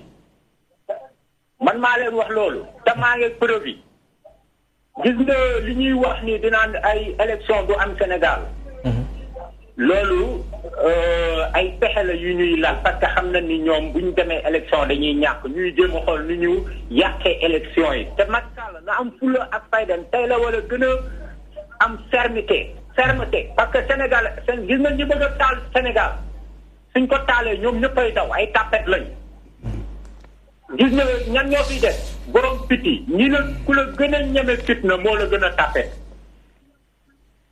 bés bu ñu taalee Sénégal ñoom ñëppay daw ñun ñoo fiy def ñun sénégalais ñoo fi toog xeex ba tegaat dëkk bi ci yoon. voilà Macky Sall programme la indi. d'accord sénégalais yi fal ko. d'accord sama sëriñ ñu ngi lay jaajëfal waxtu wi la ñu bëgg a bàyyi la primeur ñu nekk ci plateau bi Hadj Mansour allez-y. waaw pour tontu tuuti sama oncle bi doon wax ci Ousmane Sonko. ba indi l'affaire de Tullow Oil. xam nga dafa am benn bindukatu français bu tudd Beaumarchais. dafa adressé benn lettre Figaro mu ne ko calomnier il en restera toujours quelque chose. moom la yàlla di moom la olof di wax saay waxul dëgg waaye yàq nay xel. ils savent que Ousmane Sonko ni mu taxawee Assemblée nationale. estime bi mu ci gagné ci Sénégal ba fu mu dem ci bitim réew ak ci biir réew mi ñëpp génn loolu c'est un facteur de menace pour ñoom. sa popularité les dérange et les importune. bu ñu tëddee du ñu nelaw. c'est ça le problème. Il y a des forces comme nous ñëw bàyyi suñuy ambition pour ñëw agréger wu pour accompagner ko pour constituer un bouclier autour de sa personne. parce que askan wi la fi nekkee nekkalu fi boppam comme ñi nekk ci nguur gi. parce que il faut le dire loolu mooy li am. bi ñu bindee la fameuse lettre d'accusation ba posté ko dans les réseaux sociaux apposé si photo le gars du forum civil il s'appelle comment. Birahim Seck moo def démenti. ne moom xamul fu document bi jógee lii musu ci bokk bindu ci dara. ça c'est d'un. waa Tullow Oil ci seen compte Twitter ñoom ñoo bind ne we did not make any kind of payment to Mr. Ousmane Sonko. c'est-à-dire this document is a fake. and was written in a bad English. c'est-à-dire musuñu fay xaalis Ousmane Sonko. document bi c'est un faux. ça c'est d'un. anglais bi ñu ko bindee c'est un anglais boiteux ñun bu ñu doon bind dañ koy bind de façon conventionnelle mu nekk lu nit mën a lire ñu xam ne lii ñun ñoo ko bind. d'accord musuñu ko fay musuñu ko def dara. baal ma rek ma jël mbokku téléspectateur bi nekk ci lañ bi allo salaamaaleykum. waaleykum salaam. sëñ bi noo tudd ak foo ñu woowee. maa ngi tudd El Hadj Sidi Ndiaye maa ngi nuyu woowee. yaa ngi woowee. oh ligne bi dagg na allez-y. waaw loolu benn la.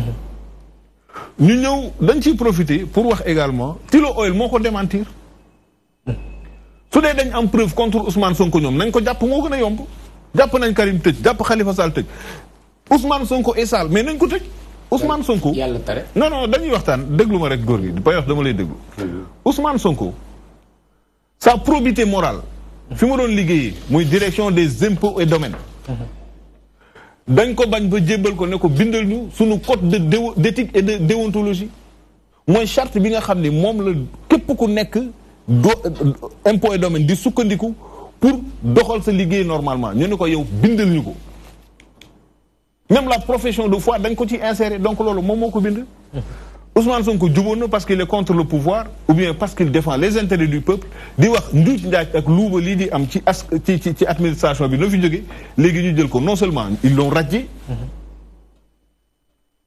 jaay ko doole mais léegi ñu ngi wut luñ ko taxal et puis c'est pas votre rôle sax vu votre âge ngay taxalante ñuy taxal kii moi je crois que damay ñëw ci débat boo xam ne comme ni nga ko wax au début dañ koy dépassionné ñu wax ci xam-xam wax luy génnee sénégalais ci problème bi plutôt que ñuy teesante et puis pour terminer allo salaamaaleykum baal ma jël mbokk téléspectateur bi allo waaw sëñ bi noo tudd ak foo ñu woowee waaw yow la ñuy déglu ma ne Dakar laa leen di woowee ma ne waaw gis nga débat boobule article 48 bu waxee dafa ne à la disposition non pas dire ñu jox la ko boo duggee ci site bi kay ñu wax la évidemment la France moom dafa ñooy déglu maaxal dañuy waxee français déggu ci France ah l'article 48 mettre ko évidemment boo duggee ci ligne bi kay jox la mais boo demee bu defee 15 jours ñu jox leen liste yi kay candidats yi nga xam ne déclaré nañu officiellement ñi nga xam ne am ko dañuy dugg ci ligne bi dañuy dugg ci surtout ministère de l'Intérieur boo demee ñu jox la ko da nga ko gis boo duggee ci site bi dégg ko c'est à la disposition de tout le monde boo duggee ci internet bi kay à la disposition donc c'est ce qu'on appelle la disposition ça va remettre évidemment la liste des trucs à n'importe qui 137 soi-disant cadre yow bu loo daje la sax ñetti nit ñu dina ko def ko kay lambar la ba def rek dugg ak moom nit ñi dañu respecté Sénégal waaye d'accord ñu lay jaajëfal allez-y Hadj Mansour mettre à la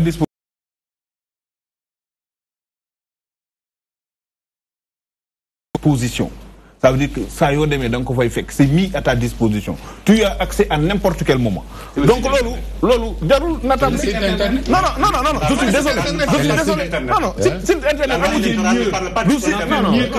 s'il vous plaît non monsieur s'il vous plaît xam nga nañu waxtaan les élections sont régies par le code électoral qui est une loi suñu bëggee leeral askan wi nañu dal ñu waxtaan lépp leer dina am solo code électoral bi ñëpp ak may déglu benn article 48 moo ci am sénégalais yi ñuy déglu nañ ci dem ñu càmbar ko dugg lire lan lañ fa bind mettre à la disposition de la Sénat et de tous les partis politiques légalement constitués pour ñu am ci accès mais nga jël yow sunu ay données personnelles yóbbu ko ba Malaisie jox ko ay malaisiens ñoom ñu yor ko ci seen ay serveurs sénégalais yi di ko laaj nga ni non parce que suñu leen ko joxe mais malaisiens yi ñooy ñan ils ont plus de droits sur le Sénégal que nous-mêmes. C'est des fake news. Non, il n'y a pas de fake news. Il y a une fake news. Ce que nous disons est assez clair. xam nga ñoom dama yaakaar ni nañu waxtaan ci dal ak ci tey parce que Macky Sall. wax dëgg maa war a wax. dëgg rek la ñuy wax. article 48 mi ngi fi. d'accord dina ñëwaat ci article 48 bi baal leen ma jël mbokku téléspectateur dafa yàgg ci ligne bi allo salaamaaleykum. maaleykum salaam sëñ maa ngi leen nuyu la ziar bu baax a baax. waaw delloo nañ la nuyoo beeg ziar bi. noo tudd ak foo ñu woowee Boy Saloum Saloum waaw ana waa Saloum. waaw maa ngi nuyu sama waa jooju ba Pastef Sonko Mansour Diop maa ngi ko nuyu bu baax. di wax ne waa affaire daal dañ gën a dal tuuti ndax réew mi ñoom ñoo ko bokk dañ gën a dal tuuti.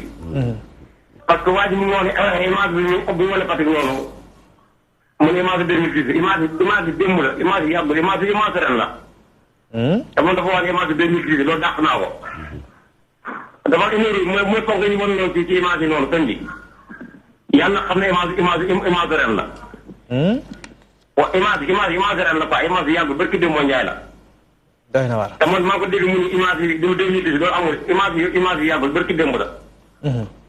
waaye affaire daal nañu gën a dal tuuti quoi ndax am réew doo jiite réew ba pare di xuloo di xeex quoi comme que ñoom ñoo jiit nañu ànd ak yar teggeen rek. d'accord voilà. 30 secondes. allez-y. waaw li ci am mooy. ñoom mënuñu def seen ay erreur ba pare di ko jiiñ réseaux sociaux yi. réseaux sociaux yi man dama ciy dem dama koy lire. Sénégalais yi ciy wax liñ ciy wax mooy réew mi doxul di wax li ci nekkul. suñ la critiquer parce que ñun ñoo voteloon Macky Sall en 2012. man dama téye sama yaay mu feebar pour mu votel Macky mais li mu waxoon defu ko man Sénégal moo ma ñor je ne défends pas un candidat je défends le Sénégal. C'est ça qu'il faut comprendre. Nous ne sommes pas vos ennemis. Il faut que vous le compreniez. C'est très important aussi. Il faut arrêter. Oui.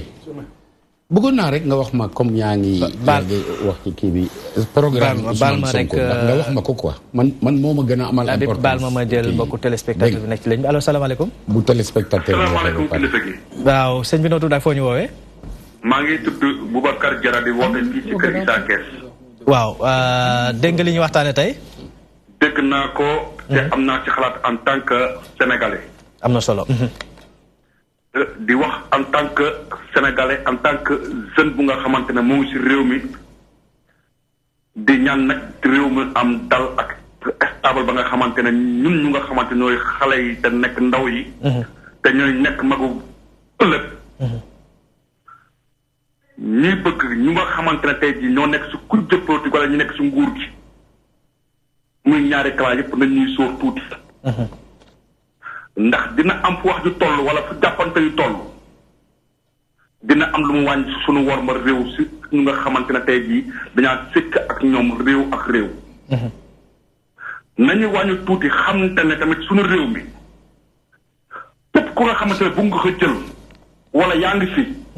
ak lu mu ci mënta doon na nga sóoraale ndaw ñi que ne ëllëg seen responsabilité yaa ko yore te ñun bëgguñu ay njiit yu nga xamante ne dañuy siñaxal si wàcc si tali bi dina am lu ñu gàllankoor loo xamante ne activité askan bi lañu bëgguñu ñu nga xamante dañuy siñaxal ne wàcc leen ngeen xeex te suñu xeexee taal réew mi amul kenn ku ñuy jaal ndax ñun ñëpp ay doom la ñuy doon en tout cas lu may ñaan ñu nekk si pouvoir bi ak ñu soxla pouvoir ñu nekk si soxla pouvoir bi ëllëg suñ ko amulee tamit dañ koy soxla ji ëllëg parce que loolu moo leen tax a jóg te ñoom ñoo njiit su dalee rek lépp dal. d'accord su dérapage amee nag musiba day yomb. waaw te ñaanuñu ko suñu réew mi. message bi en tout cas ñun daal lañu bëgg. man de Boubacar Diarra man. damay bëgg ñoom ñu fa toog. ku su jël kàddu nag am dal wax kàddu gi ak dal. keneen ki tontu ko ak dal. mais ki nga werante mooy tax politique sax di am jafe-jafe. d'accord Boubacar nga nuyu waa Thiès jërëjëf. waaw dama doon wax ne. am very problème ak Sonko. non du au-delà de Sonko dama ko doon laaj programme yi Sonko. parce que gis nga foog ñun politiciens yi ñu commencé fexe ba sénégalais yi gën ñoo respecté dafa dépassé ñuy discuter ay lu yoon atte ba pare 5 yi ñooy candidat nañ leen dugg ci loolu askan wi dañu soxla ñu liggéey réew mi soxlawuñ ay allusion soxlawuñ parce que bu ñu ci duggee ma wax la affaire yi Tullow Oil boobu c'est vrai ça n'a jamais été contredit le tweet qui a été fait c'est le tweet là qui est faux et qui a été fait dans un anglais boiteux nee naa la je connais Tullow Oil depuis 84 et ils vont jamais dire ils ont payé une consultation à monsieur Ousmane Sonko pour faire une communication sur la transparence de la gestion de nos ressources. Il y a 30 ans de cela, je me lire un livre Dr. Henry Kissinger, bu tudd The Upheaval Years, comme prof d'université, war nga ko lire, les années orageuses. Vous expliquez le discours intransigeant n'est que le reflet de la faiblesse de l'individu. Ce discours va en guerre. Moi, c'est que nous avons une faiblesse face au bilan de Macky Sall. Face au programme de Macky Sall. Xam nga nit ki am bilan ba pare di ko dérouler ba pare am programme bu mu lancé industrialisation économétrie et cetera économie solidaire et cetera di dérouler ñoom ñu ñuy attardel sénégalais yi ci loo xam ne loi bi décidé na ko ba pare incha allah Karim n'est pas candidat c'est fini on passe à autre chose 5 candidats yi ñu déclaré PUR ku ci ne sa programme yi nga décliné gum toll ñu way ci programme yi Macky Sall PUR programme am daayira la Idriss Seck programme am changé hymne national la Ousmane Sonko programme am mooy yokk pression fiscale bi ba 20%, 600 milliards la fay am 1 ak 1000 milliards yu naka la tudd yu immigré yi loolu mooy loolu lay financer programme am parce que li mu joxe du programme nee na nag buñ ko confirmer dina génne programme ñun moom la ñuy xaar ñun Sénégalais yi moom la ñuy xaar programme bi ci biir programme bi mun ngeen waxaale sax réforme de la justice su leen neexee mu des kan Madické Niang programme am mooy plan B wu Karim Wade wiiri jaari ndaar donc président Macky Sall programme am xam ngeen ko bilan xam ngeen ko. voilà ngir yàlla bu ngeen amee non temps de parole. waaw ñu gàttal parce que damay gàttal mais dama bëgg a tontu 15 minutes de la fin de l'émission te dama am beneen ponk. doyen indi Karim am Karim passé na. Voilà, ñu gàttal foofu dans 4 semaines. Les Sénégalais vont aller à l'élection présidentielle. D'accord. ñun sonnal nañ leen ay at di analyse juridique nga xam ne ku nekk léegi doy na nañ seet. lan la ñuy indil Sénégalais yi mu attan ñi ci loolu. ak kan moo mun a gérer ay gestion de crise ak des crises au niveau de l'État. maintenant maa ngi dikkaat yow allo salaamaaleykum. waaw te bu leen. naa ngi sant yàlla baax noo tudd ak foo ñu woowee. waaw Kaolack laay wootee. waaw dégg nga li ñuy waxtaane tey. waaw li ñuy waxtaane tey dégg naa ko bu baax. mais man dama bëgg a remonter un peu en arrière 2014. bu ñu def acte 3 de la décentralisation. pour répondre à mon ami Foster. parce que acte 3 de la décentralisation avec la communalisation intégrale. moom moo facilité ñu def ay listes 2500 listes sur les locales. ñoom waa APR. ñoom ñoo yokk liste yi. ba mu nekk ay 2500 parce que moom xam na ko léegi ñu see dédi. parce que nee na APR dañu doon am 3 listes. ça veut dire que aujourd'hui bu ñu wax rationalisation des partis politiques wala des mouvements de soutien. parce que le 2014 boobu moo indi loolu. moo indi ay 300 partis yooyu 2014 participation boobu moo indi loolu ci acte 3 de la décentralisation. muy benn ñaareel ba sur le si wàllu parrainage bi ñoom ñoo ko def exprès parce que législative yi aussi les 46 listes yi ñoom ñoo leen sponsorisé ba ñooñu bokk il faut pas que ñu sponsoriser ay Sénégalais yi. D'accord. parce que ñun xam nañ ne ñoom seen bopp tey bu ñu bàyyi woon géopolitique bi bu dem en 2012 on avait 13 candidats aujourd'hui on est réduit à 5. même pas on en avait 14. On avait 14, mais on s'est réduit à 5 candidats, donc 4 de l'opposition et le président sortant. Mais ça veut dire quoi? Ça veut dire que quelque part, nous avons fait exprès. D'accord. Ils l'ont fait sciemment. D'accord. damay daane rek ne bu leen monsieur Assane Ba sama frère bu leen Macky Sall gën a gore bi conseil constitutionnel 2011 waxee ne dafa Wade a droit à un 3e mandat. Il a pris la brousse. D'accord. Je rebondis sur le mot que tu as prononcé, goré. Malheureusement, Macky Sall goréoul. C'est ça le mal. Oui, mais il y a que Finekal, il y a Togon. Moi, les filles, moi, moi, dig, moi, setan, comme moi, goréoul. Moi, on fit askanui. Les jurem at lañ ma fal, way jurem at lay def. Goré di dindi nako. Moi, on fit askanui. Bu ma follow. juróomi téeméeri junni xëy lay wutal xale yi. tey ji defal nang rek waaye defal nang rek moo ba tey xale yaa ngi dugg gaal loo ci di dem wuti xëy amul ba tey. fii la waxoon enseignants yi di leen xëpp boobu en 2011 2012 di préparer élection yi tey ji il a droit 85 milliards. fii la jël lu toll ak ñeent fukki junni élèves étudiants 40 000 étudiants bañ leen a fekk ci université privée yi pour 16 milliards te mu ngi gunaandaat. yaa ngi dégg kon kooku gorewul fii la waxoon ni dafa waat il a prêté serment ni alal réew mi dinaa ko sàmm dinaa xeexal askan wi dinaa xeexal réew mi fii la ArcelorMittal am ay problème ak état du Sénégal ñu yóbbu ko cour tribunal arbitral de Paris ñu xayma préjudice mu nekk 2500 milliards agent judiciaire de l'état war ko def moom mu bañ mu ni dem mu yebal Aly Ngouille Ndiaye mii tey moo nekkoon ministre de l'Intérieur en ce jamono jooj mu négocier 75 milliards ana sunu 2400 et quelques milliards fii la ñu xamee mbay Prodac. politique 20 milliards. bëgg de mooy Ndiaye non programme nga wax dama la indil programme Macky Sall. non sa programme non programme Macky Sall parce que vous avez parlé de programme non dafa nang rek vous avez parlé de programme. mbay Prodac dafa nang rek mbay Prodac. fii la démb dégg naa démb sax mu naan recruter na ay nervi di xaar opposition bi mais moom tey ji place am Rebeuss loon tey. il doit justifier aujourd'hui les 29 milliards du Prodac dégg nga wax ñu loolu Ousmane Sonko mi ñu wax. Il a porté plainte devant le procureur de la République par rapport aux 94 milliards sans ko ngeen ci. D'accord ci loolu laa bëgg. waaw d'accord Assane ci loolu laa bëgg ñu ñëw sax. dem nga embrayé question bi parce que au niveau coow loolu bi mu jógee Ousmane Sonko wax na ci waxaat ci ba ci bu ci mujj moom mooy ay bés bii ñu génn wax na ci nag bi mu yëkkatee kàddoom mi société civile bu Sénégal ñoom ñoo jóg nii ñoom li leen xaw a jaaxal ci mbir mi moom mooy lan moo tax procureur de la République jógul autosaisir par rapport à cette affaire là. dañuy dem rek du côté de la régie ñu teewlu élément bi dellu si waat ci plateau bi. procureur de la république bi nag ci mbirum juróom-ñeent fukk ak ñeent milliards jaaxal na organisation citoyenne yi ak société civile bi waa Amnesty nag jàpp ni mbir mi lu teguwul fenn le politique yi di def maanaam jël xaalisu askan wi di ko def ci seen parti politique. am nañu ne dossier 94 milliards yooyu ki ñu ci tuumal mais bokk na ci kilifa parti bi nekk au pouvoir te ñëpp xam nañu tamit fii ci biir Sénégal dañu la takkal ndombal tànk jox la poste bu juteux pour nga am ay moyens pour di ci politiquer sa parti kon loolu tax na ba tey mun nañu yaakaar ne président ak ministre de la justice amuñu intérêt pour que ñu ubbi ci l'enquête bu sérieux ak ñu munti taxal ñoo xam ne dañ fi nekk di leen aider ñoom.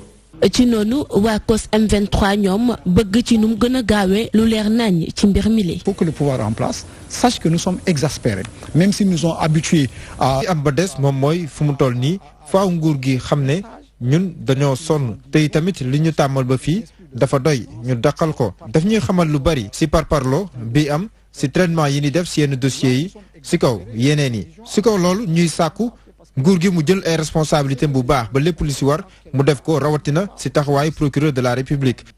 mais de la société sénégalaise. Seydi Gassama ak Abdourahmane Sow di artu askan wi ñu jël li def ko seen yëf. jël fi tey andi kële changé dara ci système bi ñi ko war a changé mooy citoyen kon ni gilet bleu yi jóg en France di manifester pour que dëkk bi changé ni mu amee ay Pologne ak ñeneen réew loolu la Sénégal yi war a jóg citoyen ordinaire war a jóg pour que système bi mun a changer. nous avons un citoyen sénégalais bu nekk war na nguur gi sàmmal ko loolu te tamit procureur de la République loolu moo war a nekk taxawaayam jaaree ko si charte ndeyu réew mi bi koy dooleel bu baax te it jox cër charte boobu. day laaj sénégalais yëpp am lu leen leer ci dossier yi. bu Ousmane Sonko génnee ba léegi jàkkaarloog procureur de la République ngir wax ci wàllum koppar gile société civile nag di samp ay laaj bëgg ki nga xam ni moo di procureur bi mu ànd ci ay tontu ndax mu mën a leer ci bopp sénégalais yi. Adjara Ndiaye ñu lay jaajëfal bu ñu deswaatee ci plateau bi nag Assane ñu bàyyi la nga wél parce que coow loolu nga wax yaakaar naa ni société civile am na loo xamante yëkkat nañ ko ci wax. waaw loolu mooy programme am. mais am na yeneen élément ci programme am sax yoo xam ne bëggoon naa ko lim. Ila Touba bi ñuy tiitaroo 416 milliards.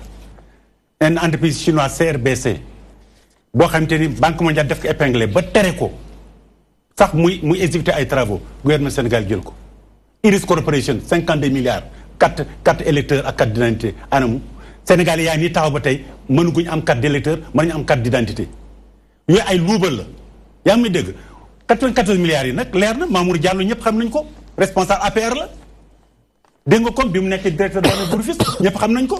inspection générale d'État moo ko épinglé ñun ñëpp gis nañ ko.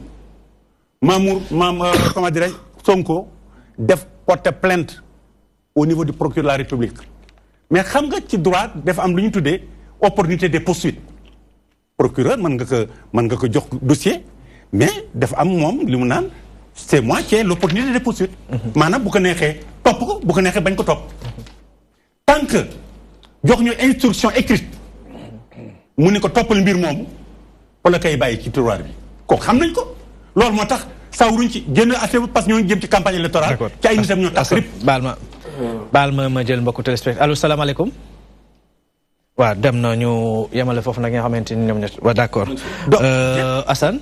donc loolu oui. s'il vous plaît baal ma rek li ñu dese ci waxtu dafa gàtt on est à moins de 8 minutes de la fin de l'émission bëggoon naa ñu def un tour de table au moins par rapport à cette question Fassar yéen vous nous avez vendu une gestion sobre et vertueuse le principe de reddition des comptes kenn werantewul que ni sous la gouvernance du président Macky Sall am na lu ñu ci wax am na jéego yoo xamante ni gëmoon nañ que ni dañ ko teg mais par rapport à cette affaire là moom Sénégalais yi jàpp nañ ni que ni waaw man su ma ci sawar wax lu tax parce que ku ko wax daf ñoo tàmmal wax lu dul dëgg muy kan lan la fi wax lu dul dëgg première chose bu mu njëkk a wax boo leen fàttalikoo mooy dafa ne député yi du ñu fay l'impôt foofu la njëkkal commencé wax ay milliards ba ñu vérifier ñu gis ne l'administration de l'Assemblée nationale quelques centaines de millions dañu amee doon le fisc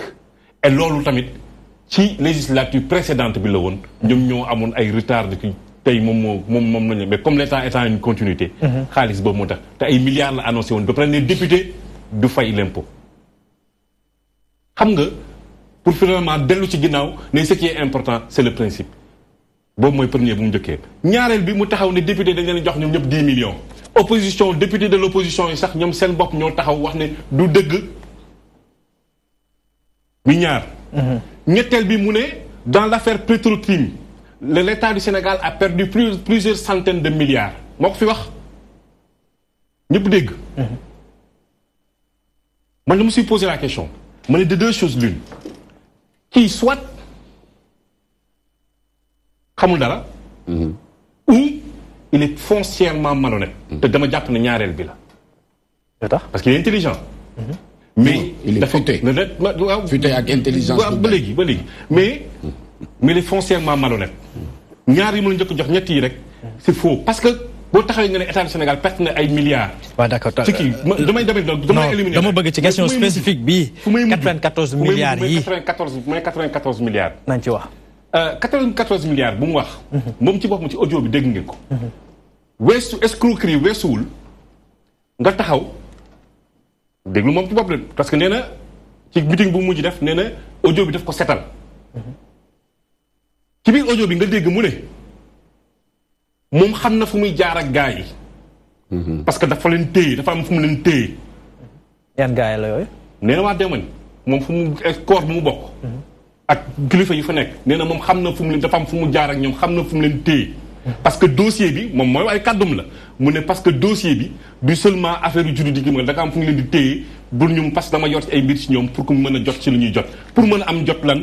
ñooñu famille bi fayeeku ñoom ñu fay ko 12% muy 12% sur les 94 milliards qui sont l'estimation estimation boo xoolee procédure tey état du Sénégal état dafa am lu muy doxee mënoo yëkkati xaalis nga jox ko noonu nit 2008 la wax doo gis fenn ci loi des finances initiale maanaam fu lu député yi voté fu ñu def fu ñu programmé fay xaalis 94 milliards parce que 94 période 2008 nañu nekk en négociation. foog nga terminer foofu.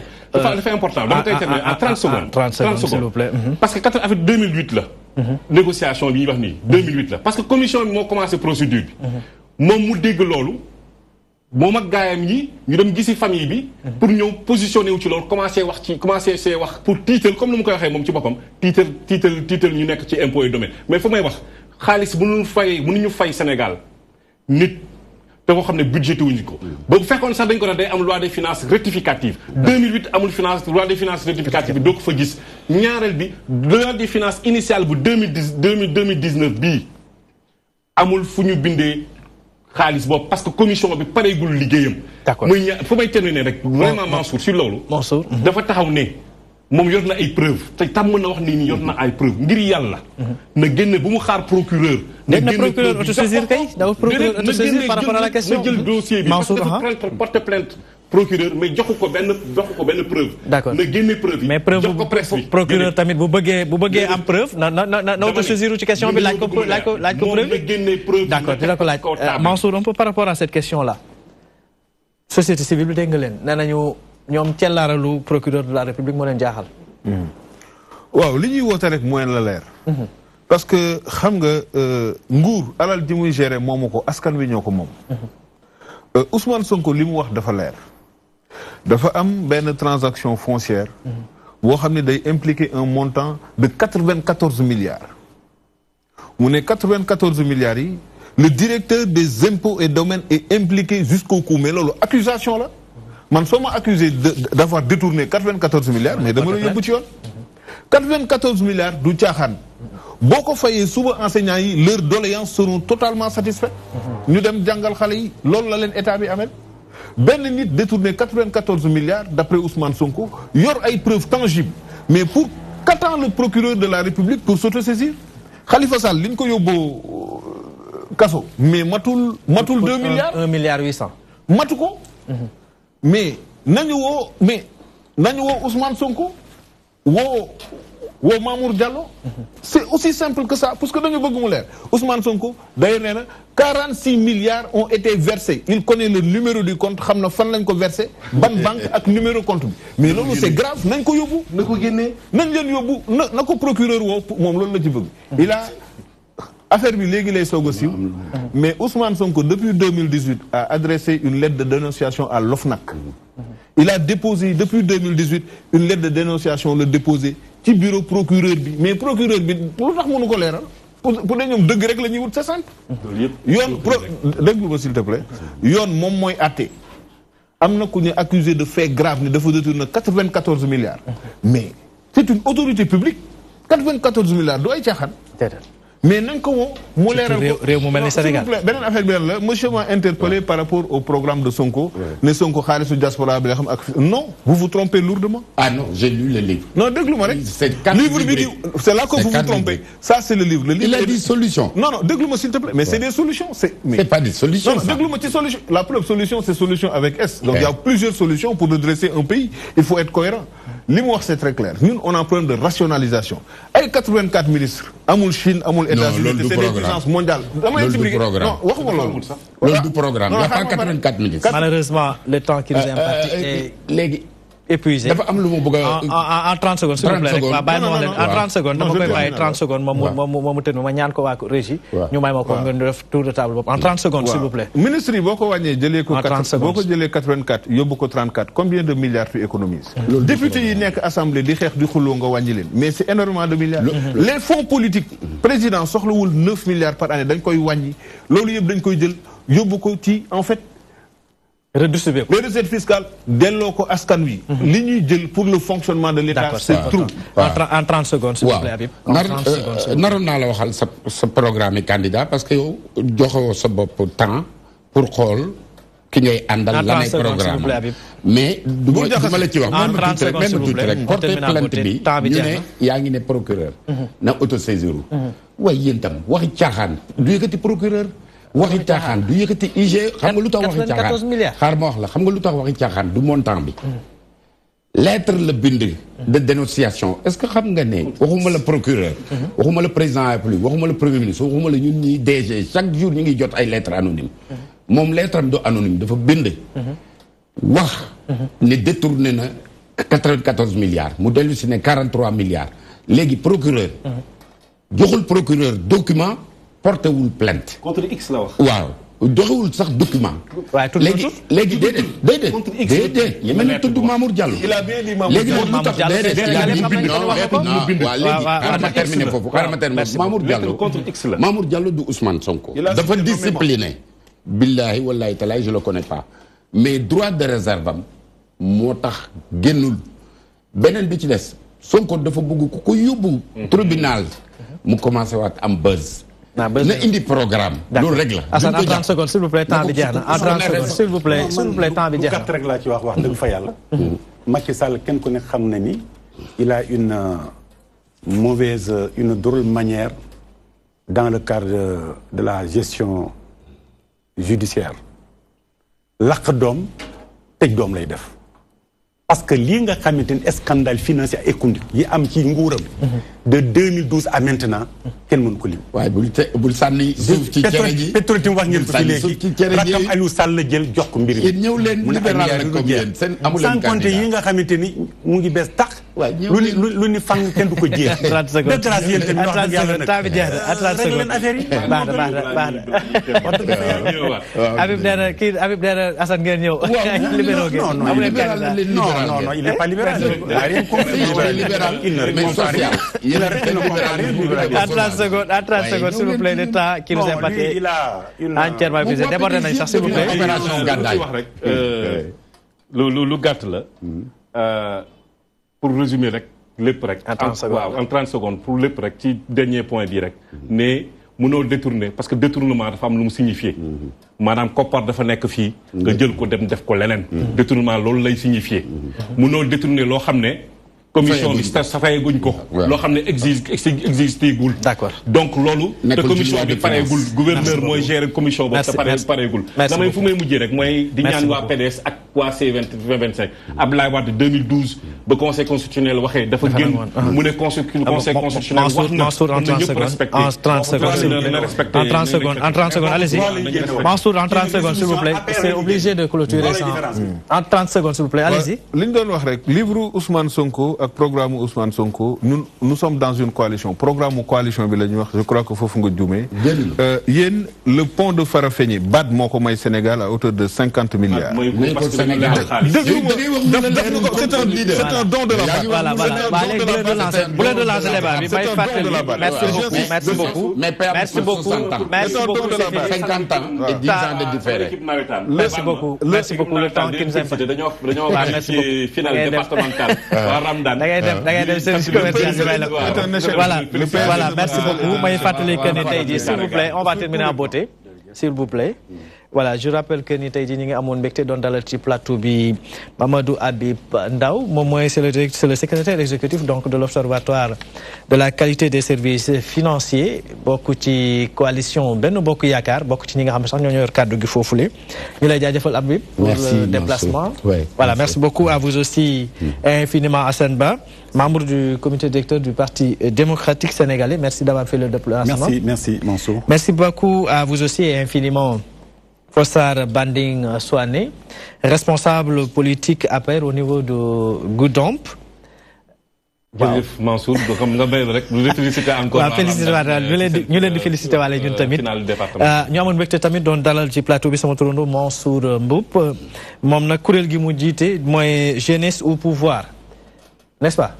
Déjà tay di bokku ci coalition Sonko président. Merci beaucoup d'avoir fait le déplacement.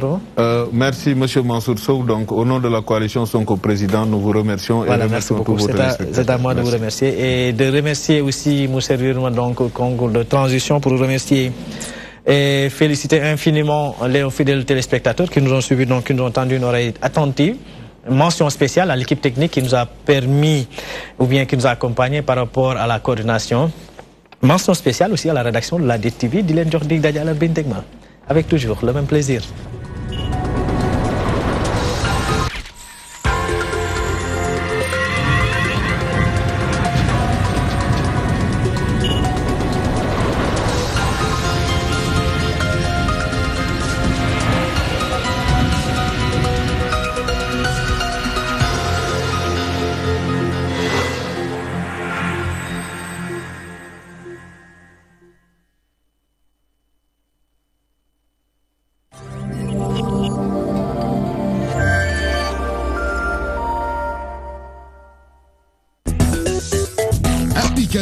DTV, la magie de la télé.